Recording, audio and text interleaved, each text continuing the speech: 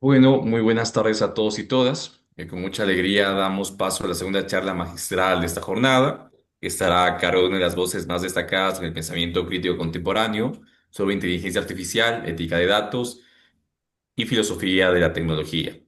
La conferencia se titula Superando los sesgos de lo invisible, IA, ética y discapacidad. Será dictada por la doctora Gabriela Arriagada Runeau. La doctora Arriagada es licenciada en Filosofía por la Pontificia Universidad Católica de Chile, Master of Science en Filosofía y Ética por la Universidad de Edimburgo y doctora en Filosofía con especialización en Éticas Aplicadas por la Universidad de Leeds, Inglaterra, donde desarrolló su tesis bajo la dirección del doctor Rolf Lau. Actualmente se desempeña como profesora asistente en Ética de IA y Datos con doble nombramiento en Instituto de Éticas Aplicadas y Instituto de Ingeniería Matemática y Computacional. Además, es investigadora joven del Centro Nacional de Inteligencia Artificial, CENIA. Ha colaborado con organismos como la UNESCO, el Senado de Chile, el Ministerio de las TIC de Colombia y diversas universidades internacionales en el desarrollo de marcos éticos para neurotecnologías, IA inclusiva y protección de derechos fundamentales en entornos tecnológicos. Su obra más reciente, el libro Los sesgos del algoritmo, representa una apuesta teórica y práctica por una inteligencia artificial verdaderamente ética e inclusiva, incorporando perspectivas del feminismo de los datos, la filosofía de la ciencia, y la ética de las discapacidades. Es un verdadero honor contar con su participación en esta jornada, doctora. Le damos la más cordial bienvenida. El micrófono es suyo. Muchas gracias por la presentación, muchas gracias por la invitación y por armar este maravilloso evento. Yo creo que están haciendo cosas muy interesantes en CIEP, así que muy agradecida de poder estar acá. Como bien dijeron, mi presentación ahora se llama Superando los sesgos de lo invisible y a ética y discapacidad. Y lo que quiero hacer es darles un recorrido un poco por cómo llegué a este tema, ¿ya? De dónde salió, cómo he ido de alguna manera vinculando diferentes aspectos de mi investigación y contarles también sobre un poco de mi trabajo que está en progreso, ¿cierto? Que estoy recién empezando, pero que también creo muestra las fronteras éticas que estamos alcanzando hoy y que no veíamos hace unos 4 o 3 años atrás. Lo primero es que, como bien se dijo, yo estuve trabajando un tiempo en este libro, que es Los sesgos del algoritmo, y justamente yo he estado estudiando los sesgos en inteligencia artificial por los últimos 5 años, 6 años, y en todo ese tiempo, básicamente me he tratado de abocar a cómo los sesgos tienen una relación ética más profunda, ¿ya? Y en general, ¿a qué me refiero con esto? ¿Ya? Estuve realizando por un par de años el proyecto de red de sesgos, que justamente lo que buscaba era reentender los sesgos en inteligencia artificial. ¿Ya? Esto porque en general el debate ético se estaba centrando mayoritariamente, sobre todo en un principio, estoy hablando entre el año 2016 al 2020, 2021. Había un gran debate por el tema de qué principios vamos a tener, debates sobre ideales de transparencia, de privacidad, de justicia, pero cuando hablábamos de sesgos, gran parte de la literatura y la discusión se enfocaban en sesgos específicos, en sesgos que existían en diferentes áreas de desarrollo. Podíamos ver diferentes respuestas técnicas a cómo hacernos cargo de los sesgos, pero nadie estaba de alguna manera entendiendo los sesgos en sus dimensiones más complejas. Tenemos una gran literatura en psicología, en filosofía, ¿cierto?, que nos habla de qué son los sesgos implícitos, explícitos, y nada de esa discusión estaba permeando de manera directa a la discusión de sesgos en inteligencia artificial, que estaba primordialmente trabajando en cuestiones técnicas, cómo medirlos y cómo, quizás lo más nefasto para mí, la narrativa de cómo eliminar los sesgos, ¿ya? Y empezó a crearse esta idea de que había que eliminarlos. Y justamente con este proyecto, una de las ideas clave que yo he estado desarrollando es que en realidad lo que nosotros necesitamos es un- una manera de acercarnos a los sesgos, ¿cierto? Un approach, por eso lo llamo así, porque Lo que nosotros buscamos, y aquí me ayudaron mis colegas Claudia López de la Universidad Técnica Férico Santa María y nuestra ayudante de investigación Alexandra Davidoff, en poder implementar esta idea que en un principio fue muy teórica, mucho más filosófica, pero desde una ética aplicada, cómo fomentar un desarrollo de la inteligencia artificial que viera las diferentes influencias que podían haber en los diferentes tipos de sesgos, cómo entenderlos, cómo interpretarlos, cómo poder eh, profundizar en realidad respecto a cómo los sesgos podían estar operacionalizando otro tipo de discriminaciones que quizás nosotros no veíamos si simplemente los consideramos una cuestión técnica que teníamos que eliminar. Entonces, para entender todo este trasfondo de cómo llegué al tema de IA, sesgo y discapacidades, esta idea de una IA inclusiva, quiero enfocarme en esta presentación en tres conceptos clave. El concepto de inteligencia artificial sociotécnica, el concepto mismo de los sesgos y luego cómo eso transiciona hacia el concepto de inclusión. Primero, ¿qué es una inteligencia artificial sociotécnica? ¿Ya? Alrededor del 2019-2020 empezaron a aparecer dentro de la literatura de ética en inteligencia artificial los primeros artículos que discutían esta idea de inteligencia artificial sociotécnica, que fueron primordialmente discutidos por Ivo van de Pol y Olya Kudina, y básicamente lo que hacían era decirnos, oye, tenemos que poner atención a esto, ¿ya? Sabemos que no hay una definición de inteligencia artificial transversal, universal y ampliamente aceptada, ¿cierto? Hay discusiones sobre qué es realmente inteligencia artificial. Hemos visto incluso discusiones filosóficas que nos dicen ni siquiera deberíamos llamarla inteligencia, ¿ya? Entonces, dentro de todo ese debate conceptual, la noción de inteligencia artificial sociotécnica viene a contextualizar qué estamos entendiendo por inteligencia artificial. Usualmente se define como una herramienta que quizás es capaz de emular ciertos comportamientos o capacidades humanas, pero lo que hacen Van de Pol y Cudina es llamar la atención respecto a que una inteligencia artificial sociotécnica significa que tenemos que entender que los sistemas de inteligencia artificial operan de una manera que no es igual a otras tecnologías y que por lo tanto tenemos que entenderlos en una naturaleza interconectada, con valores sociales, riesgos e impacto, nociones de diseño ético, los aspectos técnicos propios de estos sistemas, los procesos y las tomas de decisiones que involucran no solo a muchos actores, y no solamente a muchos actores interdisciplinarios, sino que también tiene interacciones con la sociedad. Cuando nosotros hablamos de inteligencia artificial, tenemos que entender que se alimenta de datos. Datos que reflejan realidades, que reflejan limitaciones estructurales, sociales, políticas y económicas. Y ese reflejo en los datos a su vez se transforma en información, información que se usa para entrenar estos sistemas. Y como si eso fuese poco, además, estos sistemas están modulando nuestro comportamiento, nuestro entendimiento, interfieren en diferentes aspectos de la esfera social. Por lo tanto, su impacto no es neutral, transforma, querámoslo o no, muchos aspectos de nuestra sociedad. Cuando nosotros hablamos de privacidad hoy en día, la discusión que tenemos sobre privacidad no se limita al derecho a la privacidad y no se limita simplemente a una noción quizás más personal.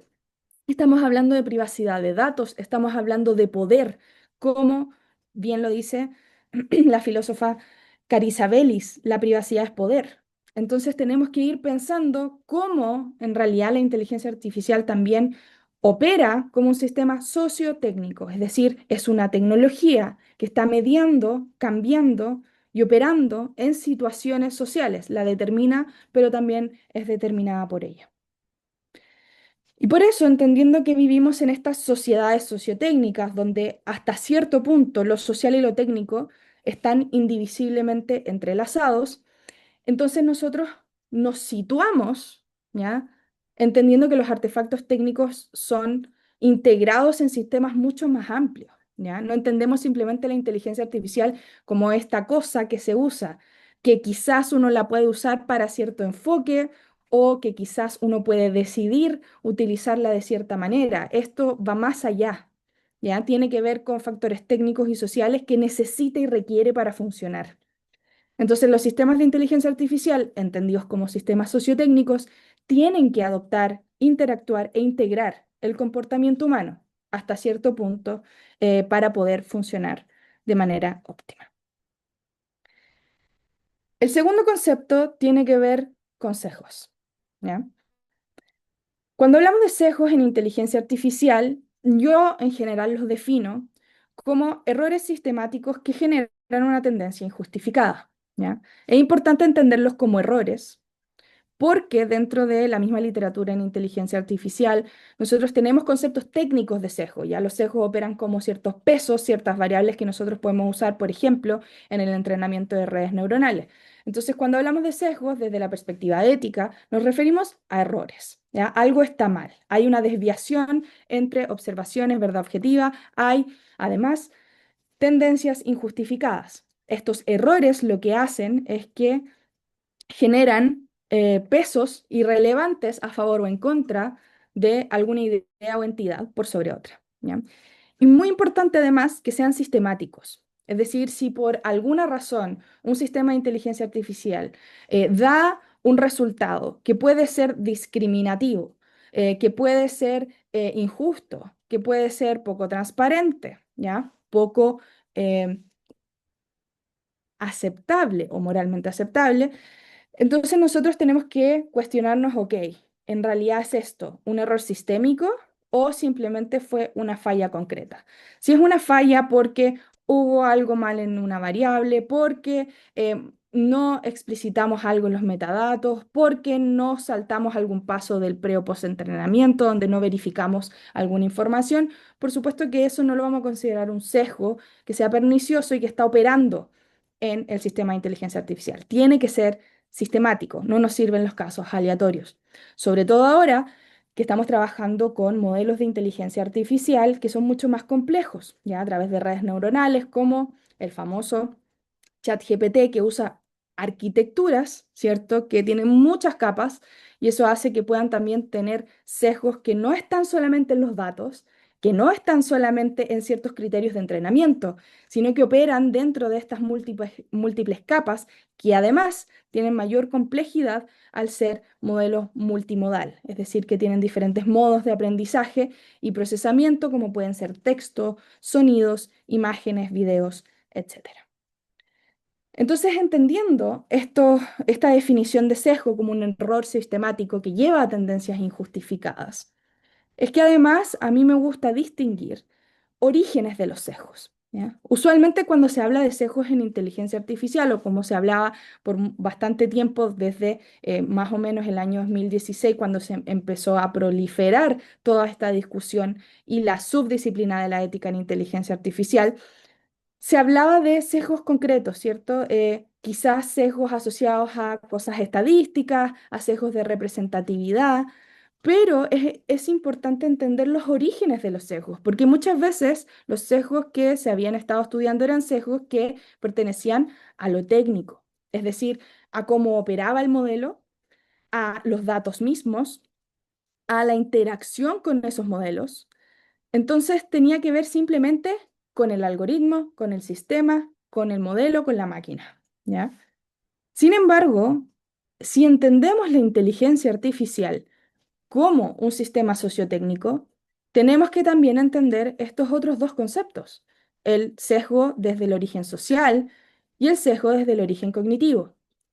Esto porque no solamente estamos influenciando a través de datos que pueden reflejar eh, cuestiones o injusticias estructurales, sociales, ¿cierto? Políticas, sino que también porque tenemos cuestiones cognitivas. Quienes están desarrollando los sistemas pueden tener sesgos cognitivos relacionados con sus profesiones, relacionados con su manera de entender un problema.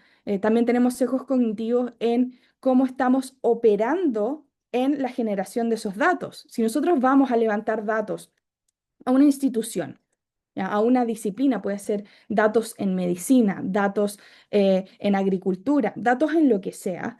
Hay también tendencias cognitivas que pueden tener sesgos que les son propios y que se traspasan en ciertas estructuras a la máquina. Pero para eso tenemos que entender y estar conscientes de que existen, cómo pueden manifestarse y qué tipo de limitación podrían crear en los sistemas de inteligencia artificial. Entonces, por eso es tan importante y lo que yo he estado trabajando todo este último tiempo es cómo entender los orígenes de los sesgos desde lo sociotécnico, ¿ya? Esto en parte fue inspirado no solo por cómo yo estaba tratando de interactuar con los sesgos, sino que también porque hubo un reporte del NIST, ¿cierto? El Instituto Nacional de Estándares y Tecnología de Estados Unidos, que en general da unos reportes bastante interesantes en diferentes áreas de la tecnología. Y en el 2022 hablaron sobre cómo manejar sesgos en inteligencia artificial. Y estaba esta imagen. Y en esta imagen ellos hacen, yo esperaba que mostraran esa conexión, que claramente de manera visual identifican que hay sesgos que ellos llaman sistémicos, que es lo que yo llamo sociales, sesgos humanos, que son los que yo llamo cognitivos, y sesgos estadísticos o computacionales, que son los que yo llamo técnicos, ¿ya? Y podíamos ver que operaban, pero ¿cómo? Ahí nos quedábamos un poco atrás. El entender el cómo, el entender qué influencia podían tener, cuál es la posible relación entre estos tipos de sesgos. ¿Cómo podemos entonces hacernos cargo de que cuando hablamos de sesgos en inteligencia artificial, no caigamos simplemente en esta idea de que tenemos que eliminarlos? Primero, de que es posible eliminarlos. Yo soy de la postura de que no es posible eliminarlos y es un poco incluso negativo hablar de eliminar sesgos. Lo que tenemos que hacer es mejorar procesos, manejar los sesgos, porque los sesgos siempre van a estar presentes porque además están presentes en nuestra manera de entender, relacionarnos. Lo que nos tiene que interesar es que los sesgos no se transformen en instancias de discriminación, que podamos manejar su influencia, entenderla, porque además nos ayuda a entender contextos de por qué surgen y qué es la narrativa que está detrás y cómo queremos entonces cambiarla. Y esto es lo que yo he llamado el problema aislacionista, ¿ya? El problema aislacionista, que llamo yo, que ya les he ido adelantando un poco, es esta idea de que esto podría ser, esto es fácilmente una revisión estándar de literatura, de hecho está basado con un ejemplo muy acotado, muy pequeño, de una gran revisión de literatura que hice hace unos años atrás, que mostraba cuáles eran los sesgos más comunes en diferentes partes de la pipeline, ¿cierto?, de desarrollo de la inteligencia artificial. Y en realidad lo que nosotros vemos acá es que la literatura distingue ciertas tendencias, distingue que hay ciertos sesgos, pero en ningún caso había una reflexión sobre si es que un sesgo en el inicio, en la formulación del problema, tenía alguna relación con qué estaba apareciendo en el entrenamiento del modelo, en los datos, ¿cierto?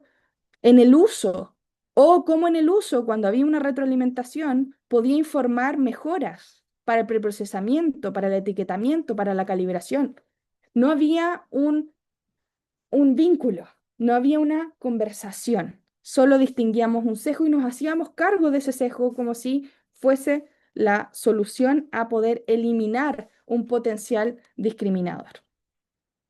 Y entonces por eso es que yo estaba planteando esta idea de cómo podemos generar estas redes, ¿cierto? Cómo podemos aplicar este BNA, Bias Network Approach, para poder identificar sesgos sociales, sesgos cognitivos y sesgos técnicos en diferentes partes del modelo y entender las relaciones directas y causales, indirectas o derivadas, cómo se relacionan también con toma de decisiones o muchas veces limitaciones materiales que también nos enfrentamos en diferentes desarrollos de proyectos de inteligencia artificial.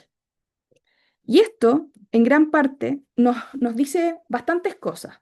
Pero hay un hallazgo que yo pude encontrar en la aplicación de este Bias Network Approach en el piloto, que es el que publicamos en ese paper que yo les mostré al inicio.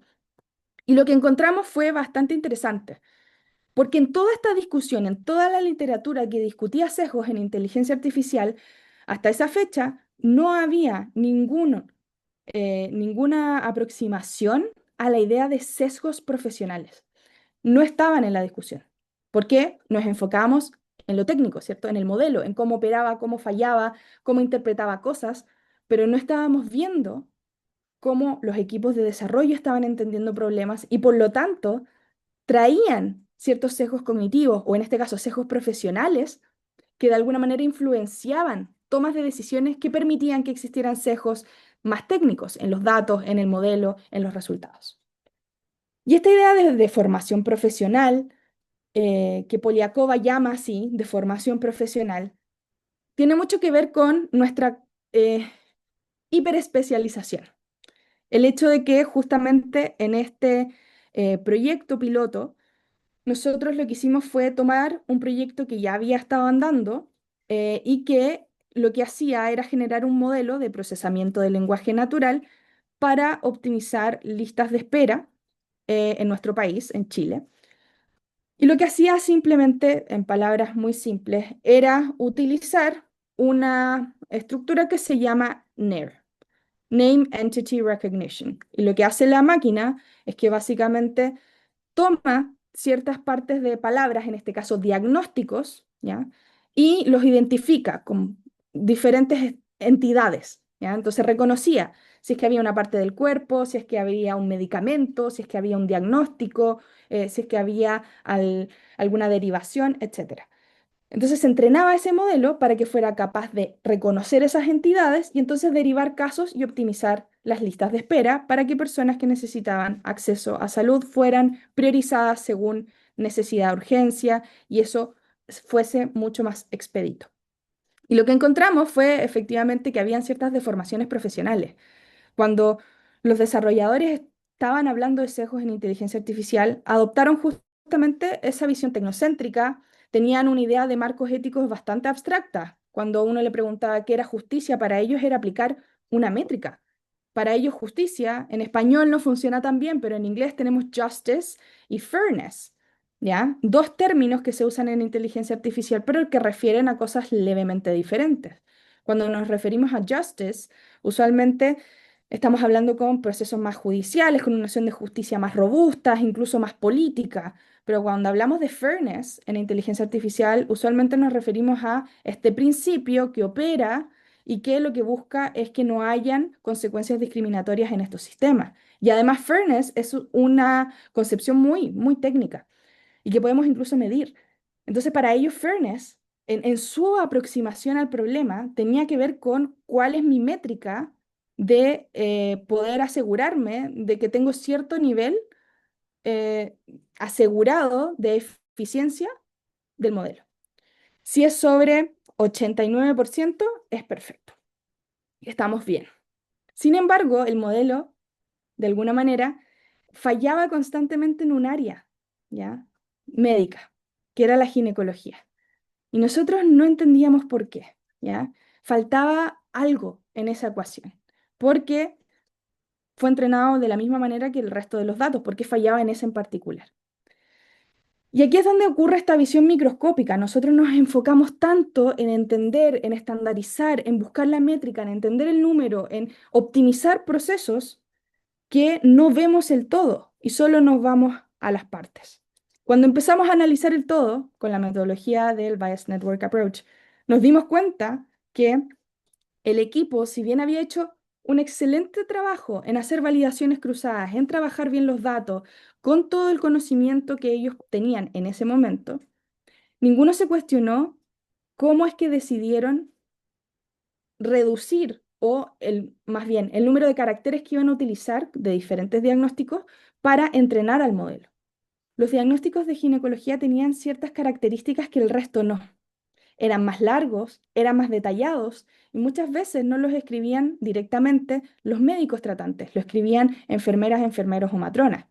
¿Y eso qué significaba? Que el lenguaje que usaban era levemente diferente, mucho más expresivo y muchas veces más descriptivo. Desde un punto de vista humano y cualitativo, nosotros veíamos esa descripción y la encontrábamos fantástica, pero no era tan optimizable como tener un diagnóstico mucho más concreto, más frío en cierto sentido y más directo.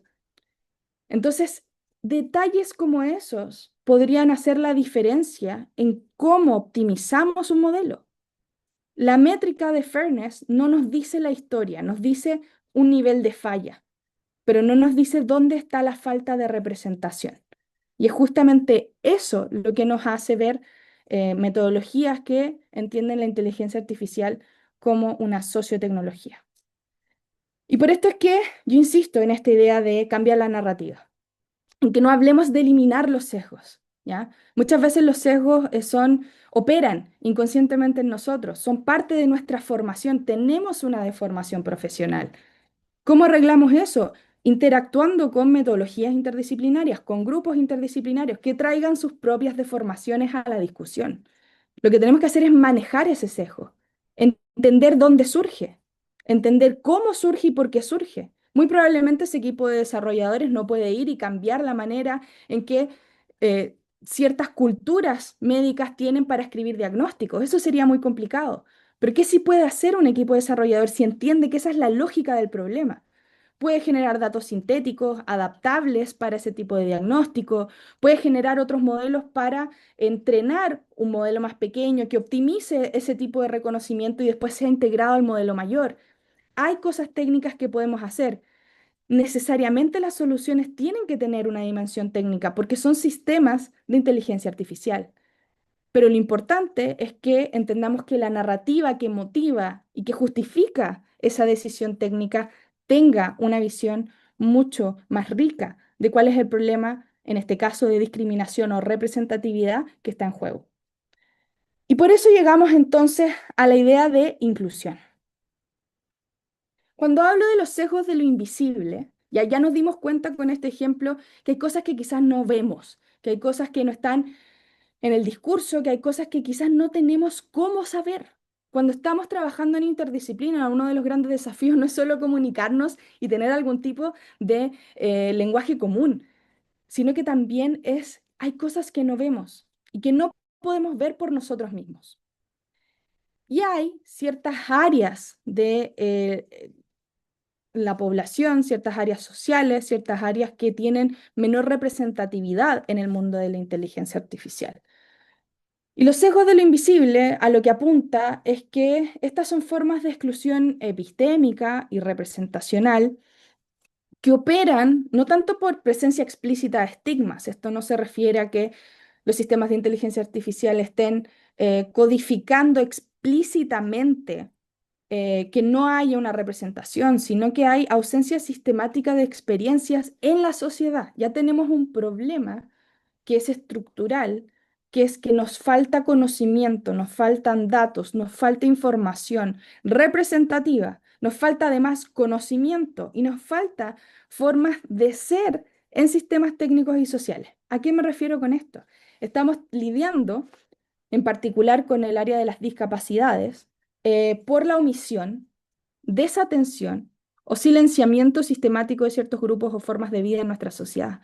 Eso significa que no solo tenemos pocos datos o malos datos, sino que también que cuando queremos entender el problema, que ya vimos, cuando estamos hablando de un modelo de inteligencia artificial, no nos basta simplemente con entender qué queremos optimizar.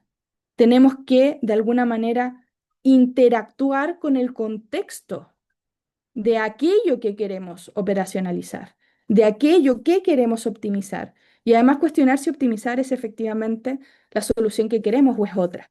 Pero para esa interacción interdisciplinaria, social, ética, necesitamos en inteligencia artificial poner atención a cuestiones que actualmente no la tienen. Y por eso yo trabajo mucho con el concepto de la filósofa Miranda Fricker, que es la injusticia epistémica. ¿Ya? Hay dos tipos, en palabras muy simples, muy generalizadas, de tipos de injusticia epistémica: la testimonial y la hermenéutica. La testimonial es cuando el discurso de alguien es desacreditado por prejuicios sobre su identidad social. Y la hermenéutica, cuando las experiencias de un grupo social no están representadas en la cultura dominante. ¿Ya? Entonces hay una lucha constante por comprender y comunicar estas experiencias, porque están fuera de la participación. Entonces tenemos un problema de representatividad, tenemos un problema de diseño que se ajuste a las necesidades de ciertos grupos. Tenemos, por supuesto, una crisis de datos y prejuicios que se reflejan en esos datos, además de una falta de acceso a los beneficios que también tienen las tecnologías. Entonces, si juntamos todo esto, tenemos diferentes niveles de injusticia epistémica y que se ven a lo largo del desarrollo de la inteligencia artificial. ¿Y cuál es el estado actual? Actualmente lo que yo estoy investigando tiene que ver con la invisibilización de una discapacidad en particular asociada a las neurodivergencias en los sistemas de inteligencia artificial. Estamos entendiendo neurodivergencias por personas con autismo, o personas autistas, personas con déficit atencional, con dislexia, con diferentes neurodivergencias que ya son muy poco representadas en la sociedad y que no tenemos muchos datos para entenderlas, sobre todo en interseccionalidades, como pueden ser mujeres y además mujeres no blancas. Es decir, latinas, por ejemplo, que tienen neurodivergencia, suelen ser mucho más invisibilizadas. Entonces, el estado actual que tenemos en relación a temas de inclusión tiene que ver con que los sistemas de inteligencia artificial y los proyectos que apuntan a eh, temas de discapacidad en general excluyen muchas veces modos de cognición no lineales o divergentes, ¿ya? Porque están entrenados con datos que reflejan normas neurotípicas. Incluso cuando estamos hablando de IA inclusiva, incluso cuando estamos hablando de inteligencia artificial para las discapacidades, ¿ya?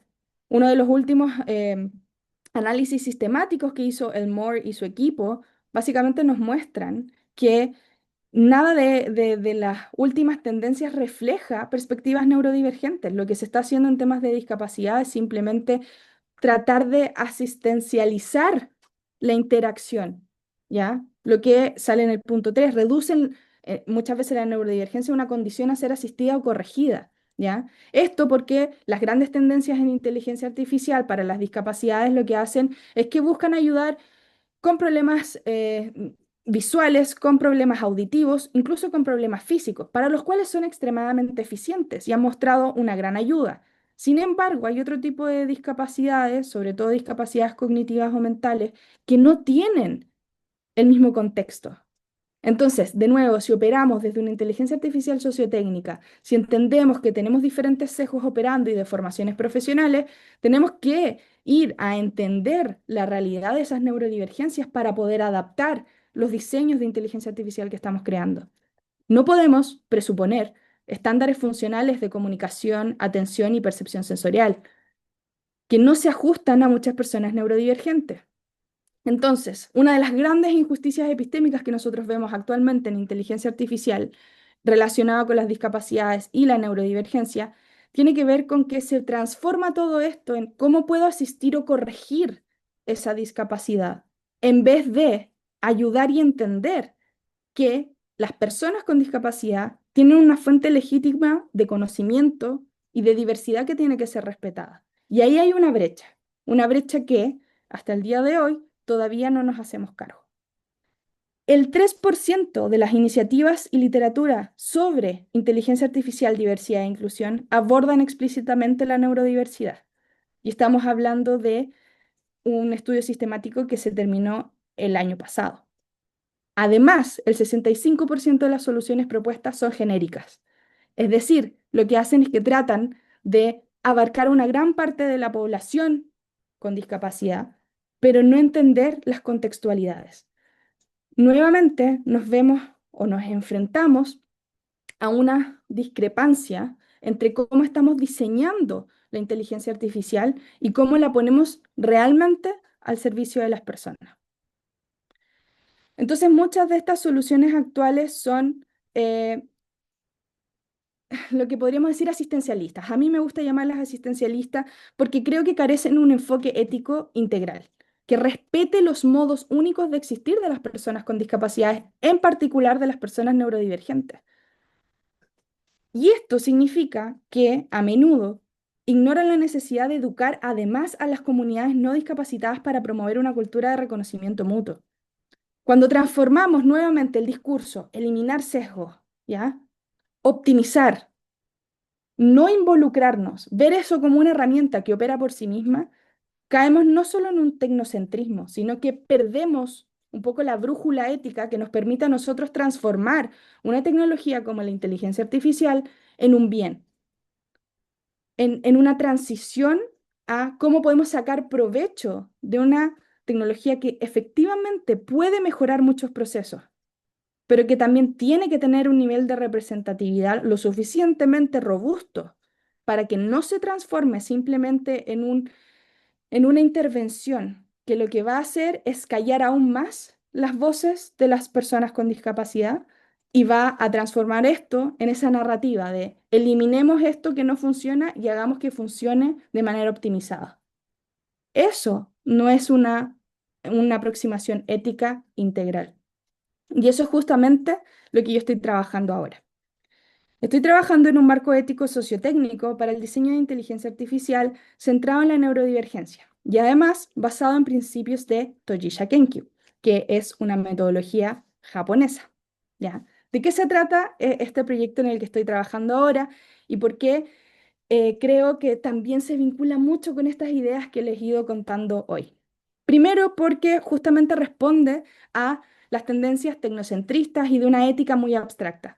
Uno de los grandes debates que se tuvo desde el año 2019, cuando apareció la primera publicación de Brett Mittelstadt, que decía, uno de los grandes filósofos de ética e inteligencia artificial de Oxford, en ese momento, él decía, los principios éticos por sí solos no nos sirven, ¿ya? Son inútiles.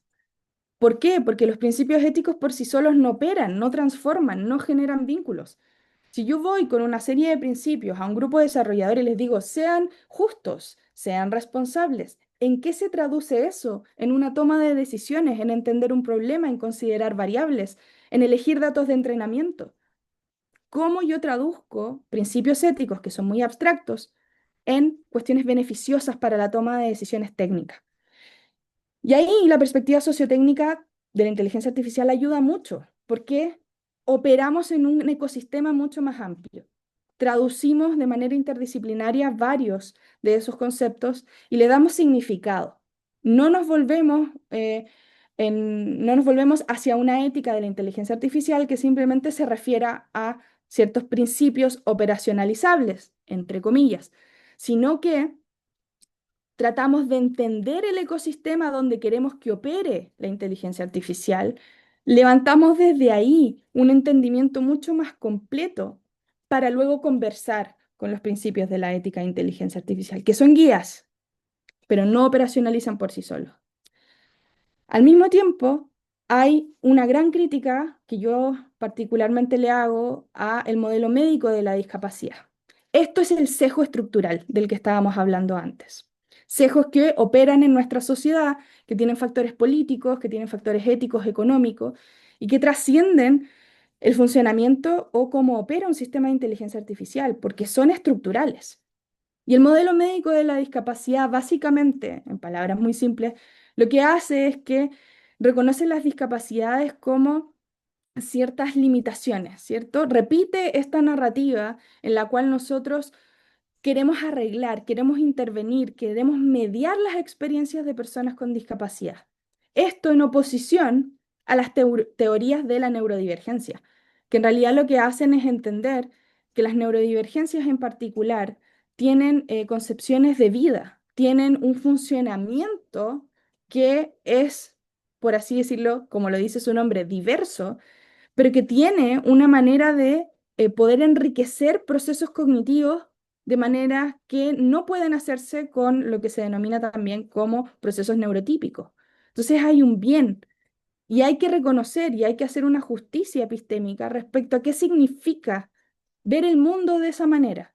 Entonces no queremos simplemente arreglarlo, no queremos simplemente generar una adaptación a cómo sería en un ecosistema neurotípico, sino que queremos entenderlo y buscar diálogos de encuentro que nos permitan evitar la injusticia epistémica. Y eso implica usar, por ejemplo, inteligencia artificial tanto para educar a los ecosistemas, educar a otras personas, entender las experiencias de qué significa ser neurodivergente.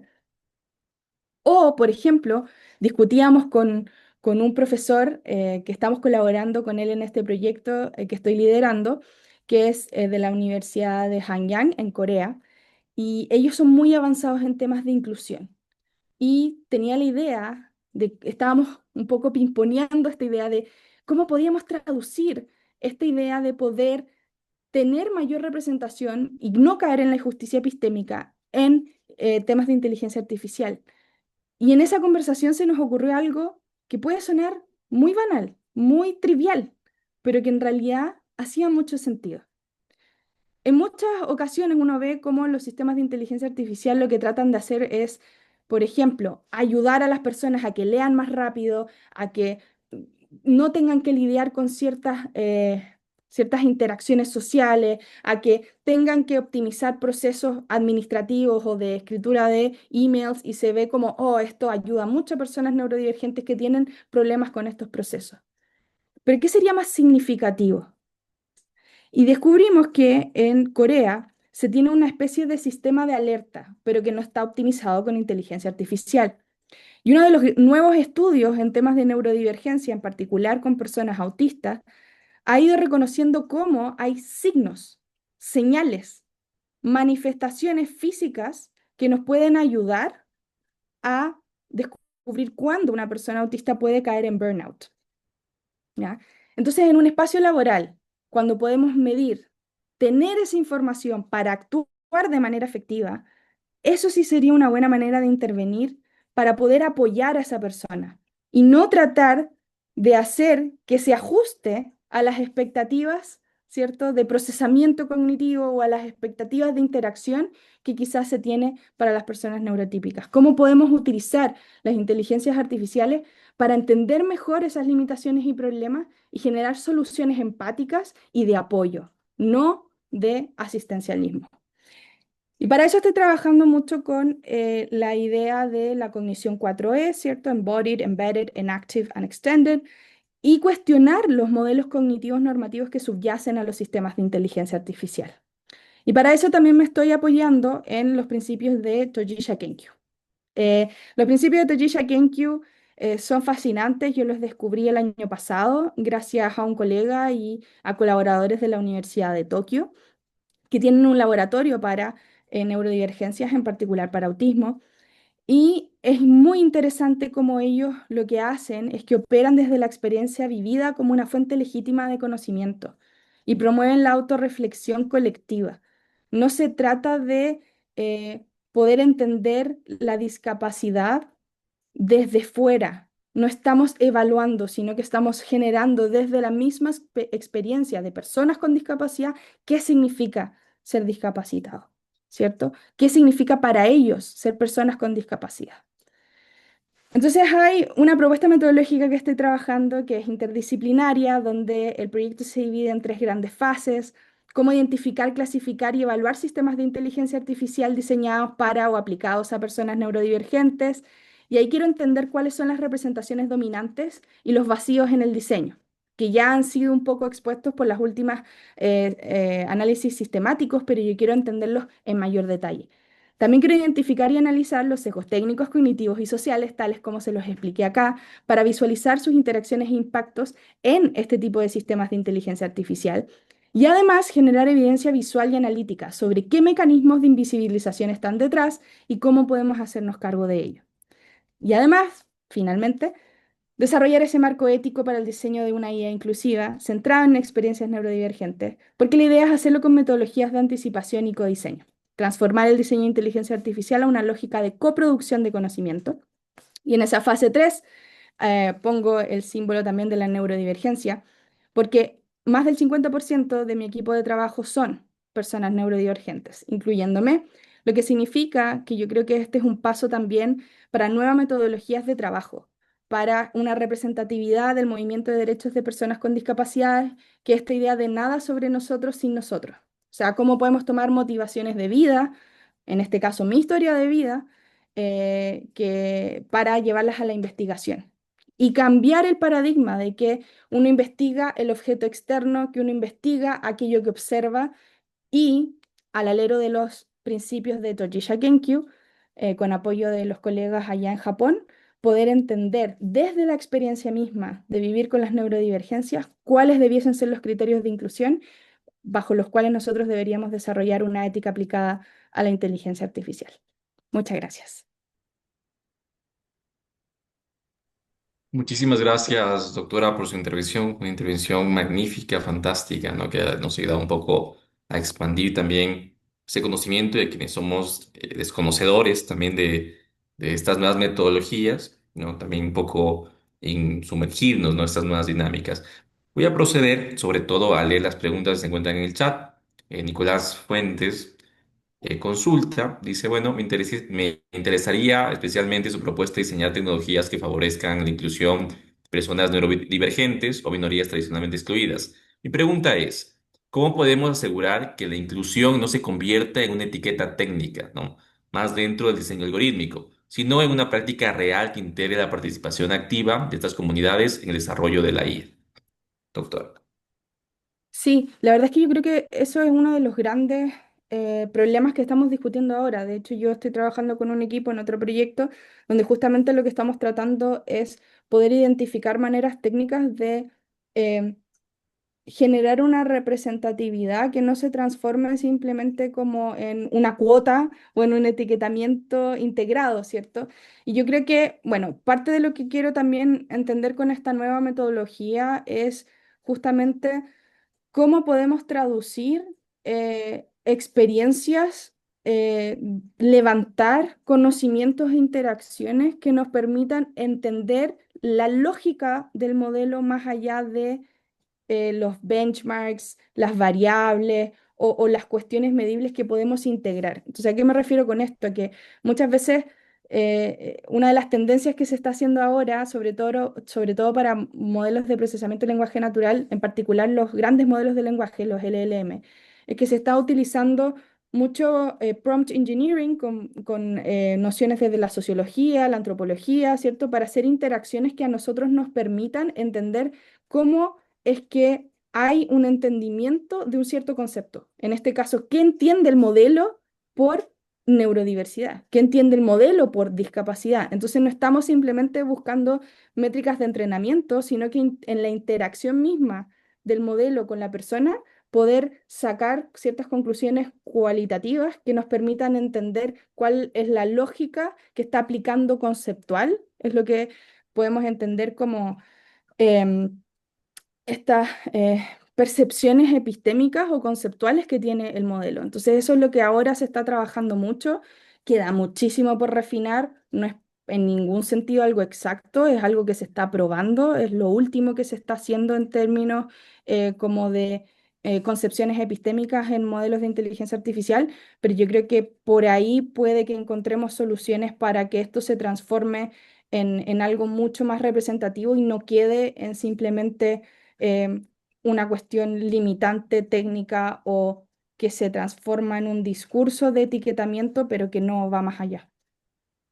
Muchísimas gracias, doctora. Hay otra pregunta que ya que nos pueda guiar. Cristian Almonacid nos dice, mi impresión es que el sesgo es una inherente tendencia al defecto por parte del pensamiento trasladado a la IA. Decir que no se puede eliminar para proponer manejarlo puede ser contradictorio con lo que aquí se ha denominado pensamiento crítico, ¿no? Es decir, que el sesgo sea inherente no es igual a que no pueda tender a despejarlo, ¿no? Aceptar el sesgo como imposible de superar sería optar por el sesgo como inexorable en todo desarrollo de la IA, es decir, esa posición podría comprenderse como una renuncia a la opción ética en el desarrollo de la IA.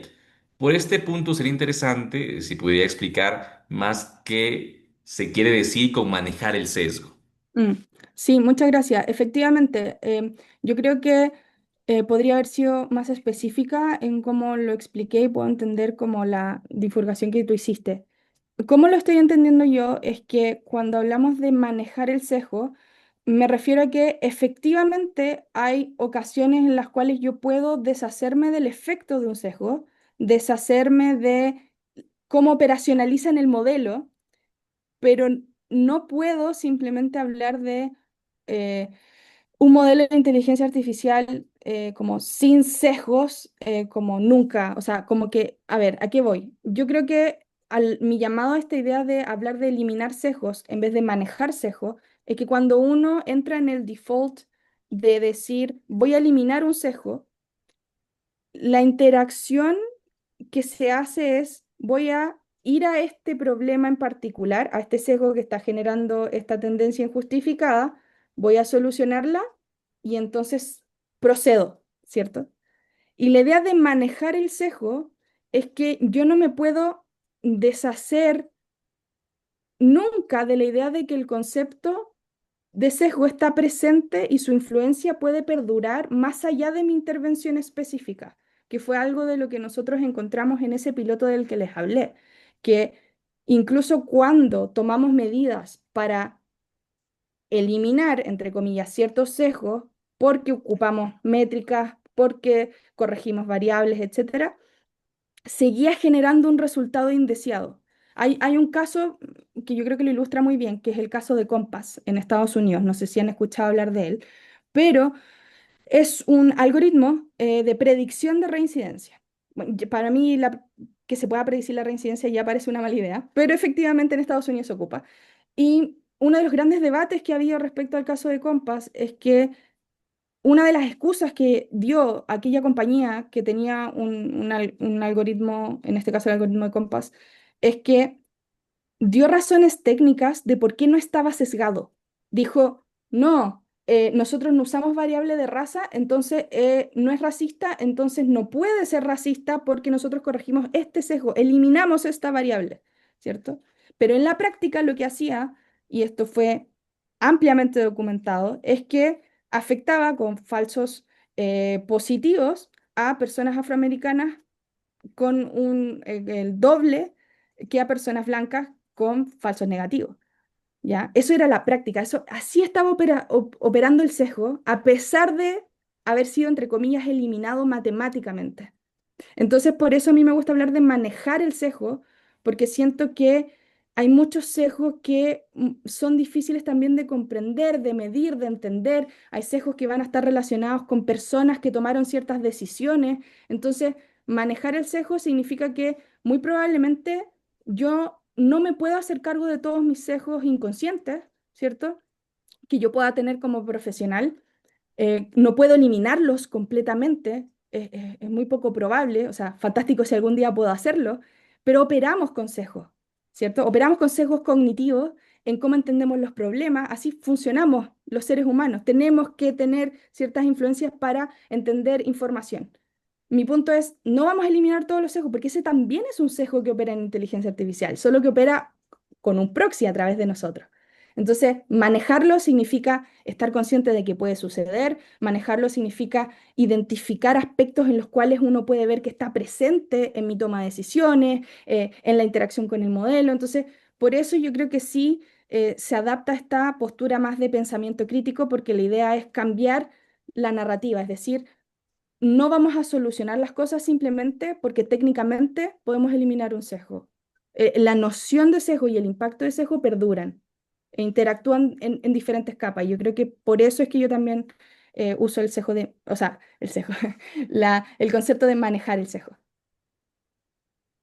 Muchísimas gracias, doctora. Cerramos con esta última pregunta. Nos dice Matías, considerando que los algoritmos aprenden de datos humanos cargados de significados culturales y desigualdades, ¿cómo podemos orientar el diseño de IA hacia un uso ético de los sesgos, en lugar de aspirar a una supuesta neutralidad, ¿no? ¿Y qué papel juegan allí la filosofía y las comunidades directamente afectadas por la discriminación algorítmica? Bueno, ahí la verdad es que yo creo que respecto a la primera pregunta, que es cómo podemos orientar el ¿Cómo diseño de podemos inteligencia orientar el artificial diseño? hacia un uso ético de los sesgos. Yo creo que va a sonar, yo creo, trillado, un poco repetitivo, ¿cierto? Pero acá un factor fundamental es el tema de la educación. A mí no deja de impresionarme porque, claro, yo ahora soy una profesora que está encargada de enseñar estos temas, pero estos temas hace 5 o 6 años atrás no se enseñaban sistemáticamente. De hecho, actualmente en muchas universidades técnicas o en carreras donde se tiene carreras que tienen análisis de datos, ciencia de datos, inteligencia artificial, no se enseña transversalmente pensamiento crítico, interacción humano-computador, diseño centrado en las personas. No es un estándar todavía. Entonces yo he tenido que trabajar con muchas personas que nunca fueron entrenadas para pensar de esta manera, nunca fueron entrenadas para manejar ciertos contextos, ciertos conceptos que les permitirían tomar quizás mejores decisiones o al menos decisiones que están éticamente informadas. En el fondo, justificar éticamente el razonamiento técnico, ¿ya? Entonces ahí yo creo que un papel fundamental lo tiene el tema educativo, el que tengamos acceso a ese conocimiento, a entender cómo interpretarlo, a ver que es algo fundamental, que tiene que ver con una ética profesional, así como en la medicina tenemos una historia de cómo los médicos han estudiado también desde al alero de la bioética. Yo creo que acá también hay un estándar base que vamos a tener que cuando estudiamos inteligencia artificial tenemos que estudiarlo al alero de la ética y el entendimiento filosófico, político, económico y ético de cómo operan estas tecnologías. Entonces, para mí eso sería em, algo fundamental y también es cambiar las culturas. O sea, ver que, por ejemplo, y a mí me gusta mucho también trabajar en el Centro Nacional de Inteligencia Artificial, porque ahí tenemos también, nuestros valores tienen que ver con poner la IA al servicio de las personas. Entonces estamos cambiando la cultura, estamos cambiando esta idea de que la IA tiene que ser quien llega primero con una solución, quién optimiza más, quién usa más los datos. Por mucho tiempo vimos como varias compañías, estoy hablando no solo compañías grandes, sino que también diferentes compañías en países, estoy hablando de, no sé, cerveceras, por decir algo, podría ser una compañía de teléfono, retail, ¿cierto? Usan inteligencia artificial porque es como, "Ah, hay que usar inteligencia artificial porque todo el mundo la está usando". Y hay muchos procesos, sobre todo procesos institucionales, productivos, administrativos, que no necesitan inteligencia artificial, que hay otras maneras de optimizarlo. Entonces yo creo que una postura más crítica también tiene que ver con un cambio de cultura y ahí justamente la filosofía y las comunidades directamente afectadas por discriminaciones algorítmicas son fundamentales. Yo creo que acá también hay una falta de conciencia. Nosotros estamos viendo, por ejemplo, los desastres que está dejando el uso de ChatGPT. Salió en las noticias hace muy poco un reporte que se hizo en Japón sobre uso excesivo de ChatGPT que generó alucinaciones, comportamientos erráticos en personas que eran altamente vulnerables psicológicamente.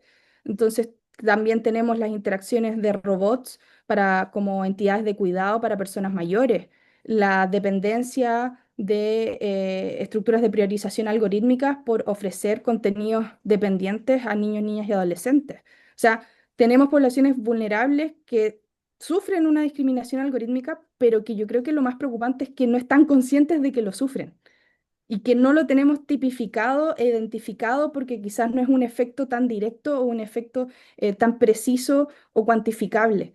Entonces son esos impactos más suaves que yo creo que ahí la filosofía, la sociología, la psicología juegan un rol fundamental para ayudarnos a entenderlo.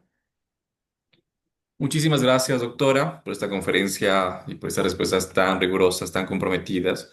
Realmente su exposición no solo ha iluminado las implicaciones éticas y políticas del desarrollo de inteligencia artificial, sino que también nos ha desafiado, ¿no?, a repensar nuestras categorías, nuestras prácticas y responsabilidades ante realidades históricamente invisibilizadas, como discapacidad, la neurodivergencia o la exclusión estructural en el diseño tecnológico.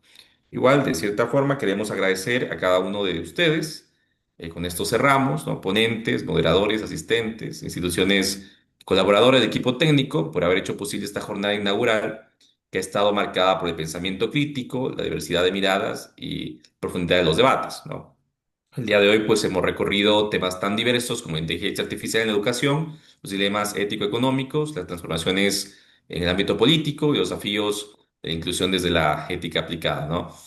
Desde ya, les invitamos cordialmente a sumarse mañana, al segundo día de esta jornada, donde continuaremos con conferencias magistrales, mesas temáticas y un panel de expertos sobre investigación e inteligencia artificial.